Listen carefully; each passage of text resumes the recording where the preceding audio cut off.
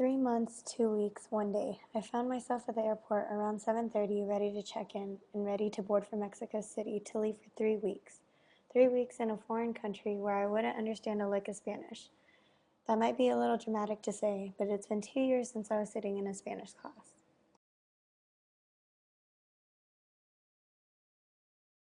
I remember the days when I told my friends I was studying abroad. They all questioned me in excitement, expecting me to say, "Hey guys, I'm going to Italy," or "Hey guys, I'm going to France," or one of those popular study abroad destinations.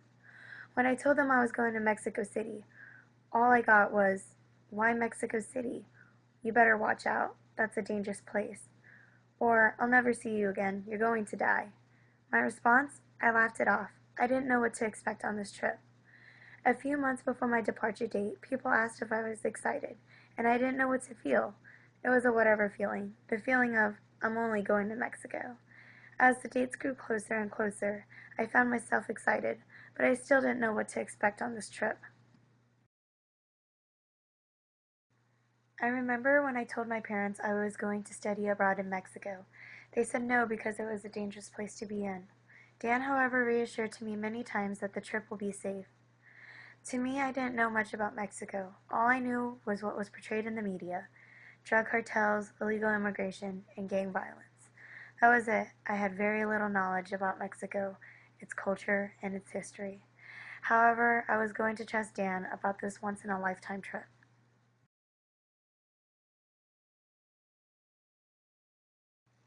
When we landed in Mexico City and took a shuttle back to Casa Gonzalez, I was in awe of the place. It was totally different from what I expected. Before, I imagined the place to be more run down and rural looking. However, the place reminded me exactly of LA. Crazy traffic, tall buildings, and billboards everywhere. I then learned that Mexico City was considered a city that never sleeps, and it was true. It was still crazy at midnight.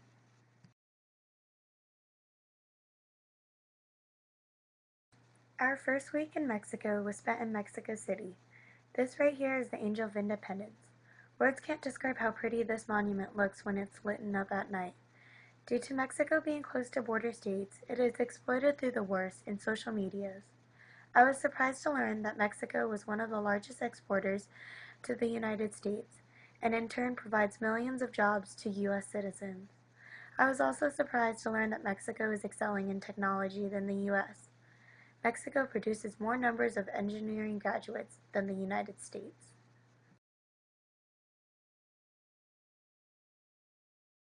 At Dolores Almeida's museum, she had many impressive collections of Frida Kahlo and Diego Rivera's artwork.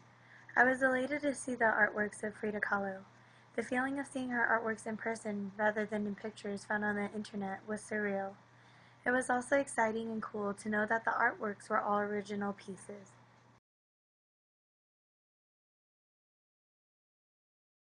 After the museum, we visited the Universidad Autónoma Metropolitana. This right here is an ajolote. The ajolote is a salamander-looking kind of fish, also known as a water dog in general terms. The ajolote is a mythical creature in the Aztec culture.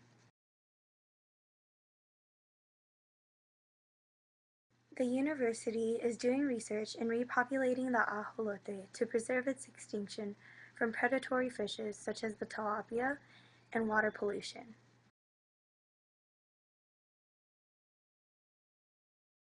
After the lecture, we went to Lake Xochimilco, where we rode on these colorful boats.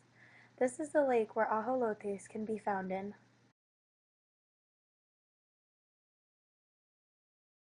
This was a relaxing way to end the day. On this trip, we floated down the river for a couple of hours and bought different types of foods that were being sold by vendors.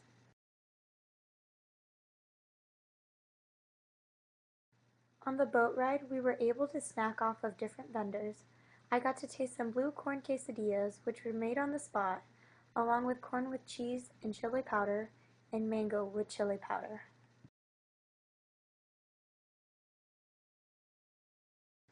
See, can't you tell how happy I am with my mango? Although it was very messy, it was definitely worth the 20 pesos. I mean, where can you find mangoes for less than $2?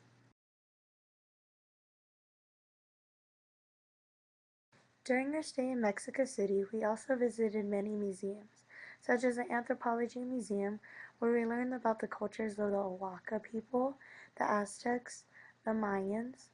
We learned about Western cultures and about the Teotihuacan.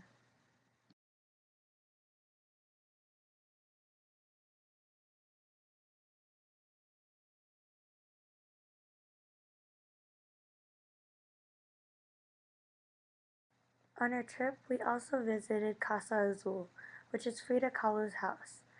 It was very impressive to see her artworks and her personal belongings.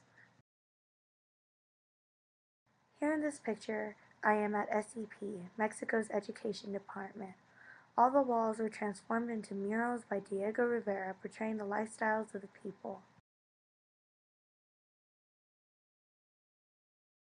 Because the murals are so old, they require maintenance. This gentleman here is retouching the paint.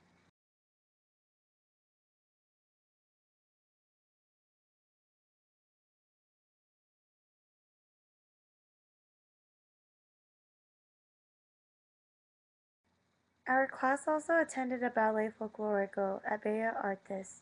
A folklorico is a traditional Mexican dance. In the show, it also included indigenous dances such as the deer dance.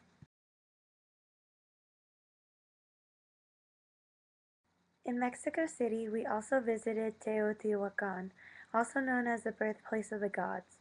Teotihuacan derives from the Nahuatl language, the first primary indigenous language that makes up today's Spanish language.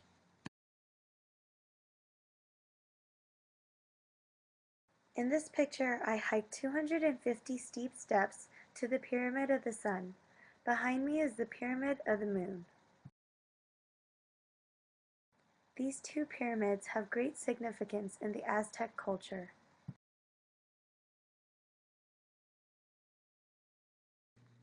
Vivir Mexico 2014 was led by Dr. Ruiz and the following faculties: Socorro, Dan, and Lori. In this mural, the original red paint shows when there was still life and living in the city of Teotihuacan. In Mexico City, we also got to visit government institutions like the Mexican Senate, where we discussed reforms about education, healthcare, energy, and telecommunications. At the U.S. Embassy, we discussed about the relationship between the U.S. and Mexico and what a job in the embassy entails. The next 2 weeks were spent in Guanajuato. Guanajuato is a quieter town compared to Mexico City.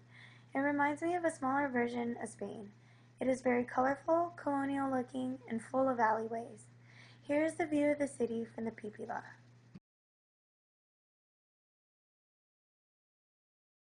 What stood out to me in Guanajuato was its significance to the Mexican Independence Trail.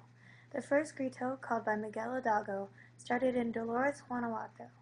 The revolt was made against the Spaniards, who were slowly coming into the Mexican territory and overriding the previous people, such as the Sureños, the Mestizos, and the Indians.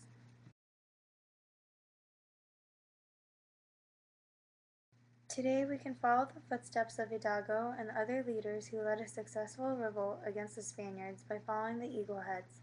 There are 260 eagle heads placed throughout the Mexican Independence Trail.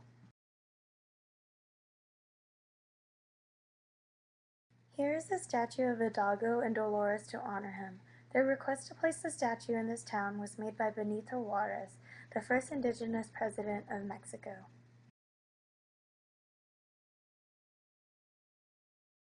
In Guanajuato, we also had the opportunity to go to many museums, such as the Spanish Inquisition and the Mining Museum. The one that stood out to me the most was the Mummy Museum.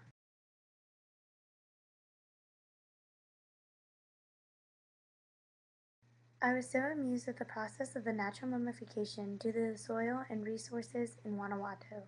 These bodies were still intact and in pristine condition, from non-deteriorating clothes, skin, hair, and eyeballs. Can you imagine what their organs must look like? The second week in Guanajuato, our class volunteered at Resplandor. Resplandor is a one-week summer camp offered once a year for the children in the community.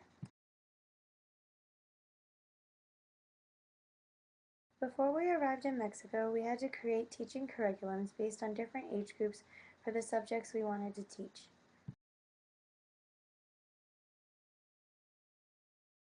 My group was able to work with mainly the younger kids. We taught them about dental hygiene, nutrition and obesity, and the meaning of team building and communications.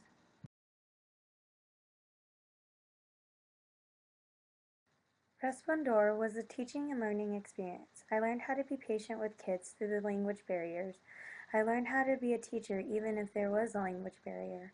I learned how to work with other instructors and classmates in fast-paced situations. I also learned how to deal with children of all different ages and the obstacles that each child put me through. And from it all, Resplandor gave me the ability to relearn my Spanish. Overall, my 3 weeks in Mexico, I gained more knowledge on the Mexican culture and history itself more than I have ever known. I also learned that what the media portrays is not always true. Mexico is totally different. I also learned about the cultural differences from a different perspective, as me being a foreigner on someone else's land.